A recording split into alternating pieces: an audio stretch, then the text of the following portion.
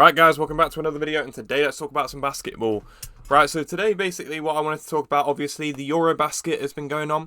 It's now the finals. So I'm going to quickly be doing a review on the games that have just happened, obviously, on Friday. So it's Saturday today, this video will be uploaded. And quick predictions for Sunday's finals. I will be talking about the third place playoff thing. I don't care, it doesn't matter anymore. So let's talk about the games that first happened. So the first one was Poland versus France. Poland is really disappointing, man. This competition has ended up being slightly disappointing with some of the biggest teams going out to Poland.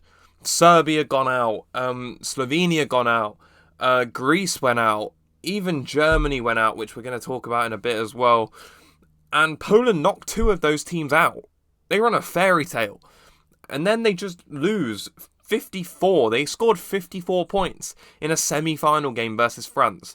95-54 this game ended at. That is woeful. They performed horribly in every quarter, did not do anything. In the first two quarters, only scored 9 points. They scored 9 points in each one. And it really wasn't a good performance whatsoever. I was really disappointed. Fair play to France, who got the job done. I only actually ended up watching half of this game because it was done. It was so done by half time. You knew they're not going to come back from this, and they didn't. So fair play to Poland for getting this far, but to be honest, it's very disappointing with how you competed in that final France game. But you can hold your heads up high for the rest of the tournament. You knocked out two favourites, genuine favourites that people thought would win. You knocked them out, so fair play. France, fair play, you've done enough to get through every round. I respect it a lot. You've got to the final. Can you win it? We'll talk about that in a bit. Moving on to the second game, which I watched in its entirety, and it was swings and roundabouts in this game. Absolute swings and roundabouts. So the first one we're going to talk about is Germany. So Germany did all right. To be honest, I thought they'd won it in that second quarter when they outscored them 27-19. I thought they'd pretty much done it. All they had to do was hold on at that point. They ended up not holding on and losing the fourth quarter 31-20 to a Spanish team, which is outrageous, by the way. The Spanish team is absolutely outrageous how they don't have any proper good players. I wouldn't have heard of Lorenzo Brown before this tournament. Rudy Fernandez isn't world-renowned for being the best player ever. He's not a superstar like Luka is or Giannis is. But these players are playing so well as a team. It's unbelievable. The amount of team chemistry that this team has. And I was listening to the commentary. It's the system that the Spanish national team have, which works so well, that really helps them compete at this high level. And to be honest, Germany was the team that I wanted to win, so I was rooting for Germany. I wanted Germany to win the whole thing from the start, obviously because of Dennis Schroeder. And shout out to Dennis Schroeder for getting that contract at the Lakers. I think it's $2-3 million or something he's getting for 1 year at the Lakers. And you could tell he wanted to go there. Fair play to him. I respect it a lot.